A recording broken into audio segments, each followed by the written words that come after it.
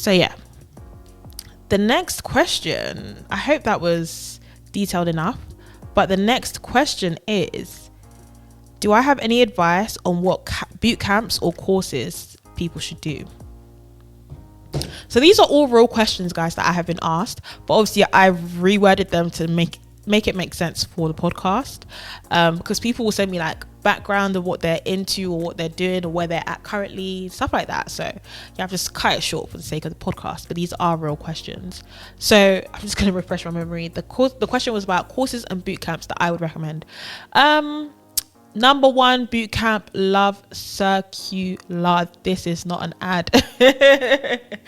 Yeah, I can only recommend it because I've been through it myself and I've come out the other side shining. So yeah, definitely recommend Love Circular. I believe there's something called Memorizely out there, and it's by someone called Xander. Oh, I don't want to say his surname because I just know I'm about to mess it up, but it begins with a W.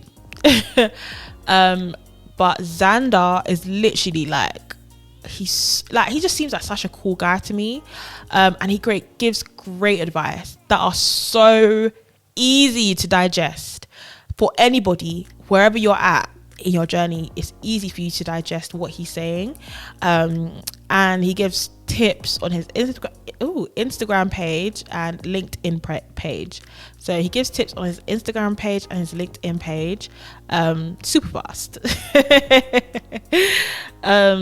And yeah, so yeah, I'd recommend that. I'd recommend Google has a UX design course. I'd recommend you guys give that a go as well. Kind of gives you a taster into if you really want to do this or not, and I feel like it gives you enough information for you to start applying for, at the very least, internships, but definitely junior roles as well that will have training opportunities in them.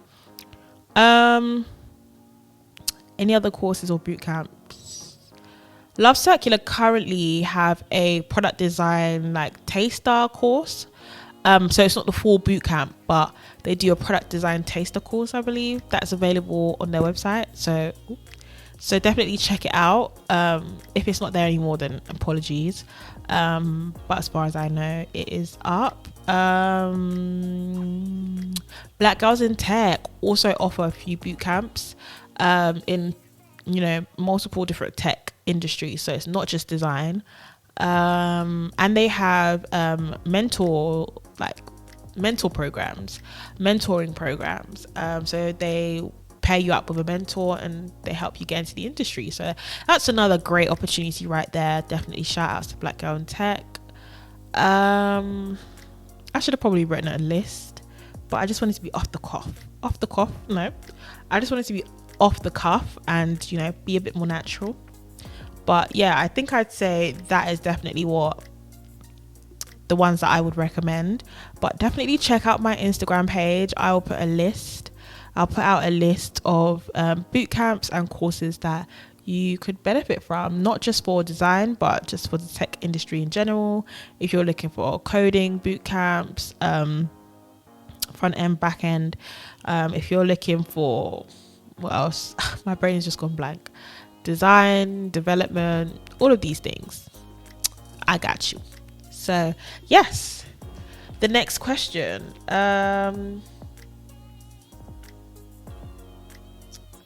How did I find doing a boot camp, and is it worth it? So I've kind of already given my experience of starting a boot camp, but is it worth it? So I found it very beneficial. I found it very helpful. I found it amazing. Is it worth it? I'd say definitely yes. But I'd say even if you don't do the one that I did, I would definitely say when you're doing your research into which boot camp to do or to go with, I would definitely recommend that you go with one that has training opportunities at the end or employment opportunities at the end. So you need to make sure that essentially they're gonna either help you find a job or give you the tools you need to find a job at the end. Not just like they're going to teach you how to be UX UI designer and then it's off to the wolves and swim the fishes. Like, no, you need to be given the tools that you need, especially if you're coming out of like something like uni, or you're coming out of schooling and you don't really have experience with looking for jobs. You need help with that. So there needs to be some sort of opportunity to get into a job straight afterwards. The next question is, this person was asking about juggling work and a boot camp, so work boot camp balance. And any advice for people who want to transition into career. So again, this is going to be a whole episode on itself, transitioning into tech. And I'll probably have a guest on for that as well, just to make it a bit more fun, informative, interesting. But I would definitely say, in terms of, you know, getting into tech or getting into a boot camp and staying consistent while you have a job, it's hard. Like, I'm not even gonna sugarcoat it, it's hard. My experience was that I was freelancing whilst I was doing the boot camp, but I was freelancing to the point where I had enough work coming in to use it as a full-time job. So I was working like 10 a.m. to 10 p.m. every day. Like, I had a lot of work to do, and so for me it was a full-time job, and it was all the income that I had, and the only role that I was working. And so I have that kind of perspective. But if you want someone that's in a 9-to-5 job, in a 9-to-5 job's perspective, that, you know, transitioned into this role, I can't really speak for them, but I will speak from my position and level of experience. And I would say it's really, really difficult. I would say that it requires a lot of organization. The boot camp that I did personally was very accommodating for people who were in that type of situation. So there were people in my class or in the cohort that had like a job working in the NHS, and so usually those jobs aren't super flexible, and your time is your time, your shift is your shift, you know. So sometimes it can be hard to, you know, be studying around that, but they were always so ready to support people like that.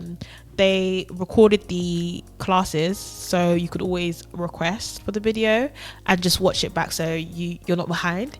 And they also offered one-on-one time, so you could always schedule one-on-one time with your instructor and ask them questions, or they could walk you through what you missed out. And yeah, so they were super accommodating to anybody who was in a full-time job or kind of had responsibilities essentially outside of the boot camp that impeded on their ability to do the boot camp consistently. So yeah, I'd definitely say, just when you're doing your research and when you're contacting these people that are the organizers of the boot camps, make sure that you are asking these questions like, what if I need to miss a class if I'm unwell, or if I can't make it, will there be an opportunity for me to catch up, or is it that class is just will never be seen or heard from again? Like, yeah, you need to be clear on that. So that's the advice that I would give. And in terms of transitioning, I'm going to save that for my next episode, not the one coming up after this, but in a future episode for sure. So keep an eye out for that. The next question is, how did I secure my senior role? So I've actually got a whole episode out on this as well, and I've spoken at length about this with full details and full disclosure, so you're pretty aware by now. If not, if you're a new listener, of course I would recommend you go backwards and just check out that episode that talks all about my journey into being a senior UI designer. It was kind of a random one, and to be honest, like, it's definitely give glory to God about it, because if it was, you know, by my own choice, I wouldn't be a senior UI designer right now. I'd be mid-level, you know. So yeah, because that's what I was looking for, midweight, but here I am. I got scammed into a senior role. No, I'm joking. I thank God for my senior role. So yeah, how did I secure it? Somebody scouted me for it. So yeah, someone DM'd me on LinkedIn, sent me the job role, and it essentially coached me through the entire process, and helped me secure the job. That's the condensed version. But go watch the episode if you want the full details. Do I have any advice on where to start building a portfolio? Yes, I do actually. In terms of easy peasy lemon squeezy, go ahead and type into Google right now. Open up your computer or get out your phone, your iPad, whatever, and type into Google carbon made. Yeah, carbon made, one word, carbon made, CARBONMADE. I don't think it's .com, I think it's .co or something like that, but just type in carbon made. That website is literally drag and drop. So all you have to do is upload pictures of or screenshots or exports of the designs that you've done and upload it. Like, and that's pretty much it. Like, literally, it's so simple, so simple, and it gives you a clean finish. You have a little bit of room to maneuver in terms of colors, fonts. They have font options. Can't really remember if you can upload your own font, but they have font options, and they actually have like a directory, I guess you could say, but they have a library of people who created portfolios for photography, because it's not just actually design, it's photography or whatever type of role you do that requires visuals. That is essentially what the website is for, and it's excellent. Literally drag and drop. I love it.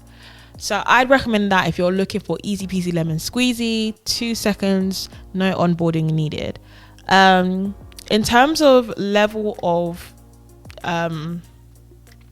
difficulty, I'll go from easy to difficult. I'd say Carbon Made right at the bottom. I'd say Wix as well, and I believe Wix has a website builder option that's easy as well to use. So Wix, Squarespace. Oh no, I think it's Squarespace. Do your research, guys. Do your research. I guess this is you do your research technically, but yeah, I'd recommend Carbon Made, Wix, Squarespace, and for full mobility, if you want to be able to go crazy, do whatever you want to put a square here, a triangle there, you want to put a square inside a triangle, inside a circle, go ahead and use Webflow. Webflow, that thing, it's incredible, but it's difficult. It's so difficult to use, guys, and I can't lie, I didn't have the patience. I started out building my portfolio in Webflow, and I decided very quickly to move on to greener pastures. And of course, my baby WordPress. I love WordPress. I have a blog called Florence and Obsidian. Make sure you check that out. Florence on andobsidian.com. And I built it on WordPress. So yeah, I'm a WordPress gal. Love WordPress. I'd say depending on the type of WordPress that you use, WordPress.org and WordPress.com, they're 2 different websites. Yeah, it could be easy, could be difficult, but if you just search for a template, call it a day, like it should be fine. So I'd say that's like down there with Wix and Squarespace. But I've not really used Wix and Squarespace, but I am very proficient in WordPress, and I definitely recommend WordPress. So yes, those are the platform builders that I would recommend you use. And in terms of getting inspiration for how your portfolio should look, I'd recommend Dribble. I'd recommend Behance, I believe, the one that's by Adobe. I'd recommend Canva as well. Canva, literally, thank God for Canva. What would we do without Canva? I'd recommend that one too. I'm gonna speed through the rest of these, guys, because I don't want this episode to be way too long. When I was sharing my portfolio with the company that got me my role, did I showcase UI designs from the company that I was working in at the time, or only freelance work? I showcased. So this is a good question, actually. This is a really good question, because a lot of the time I struggle to create content for my The Perceptionist Studio page, simply because there's a lot of NDAs, so non-competes. There's a lot of clauses essentially in my contract, so make sure you read your contract. But there's a lot in there that stops me from sharing the work that I'm working on with the public. Now, the three types of work that I felt like I was allowed to share at that time was work that was already developed, so had gone through the design and development phase, and it was existent. I would share that on my portfolio. I'd also share any work that was in discovery but wasn't approved. So usually with UX UI design, sometimes you have to actually sell your work to the client, so you have to sell the product to the client. And so in doing that, You have to design something that they will absolutely fall in love with. And sometimes they may be in love with it, but not in love with the budget. Or sometimes they may not be in love with it. Or sometimes they may have found something that was more suited to their needs elsewhere. And so the idea essentially gets scrapped. And if that happens, that work is not going to see the light of day. So you can use that as well. Okay, I'm not saying you can use that, but I would use that as well.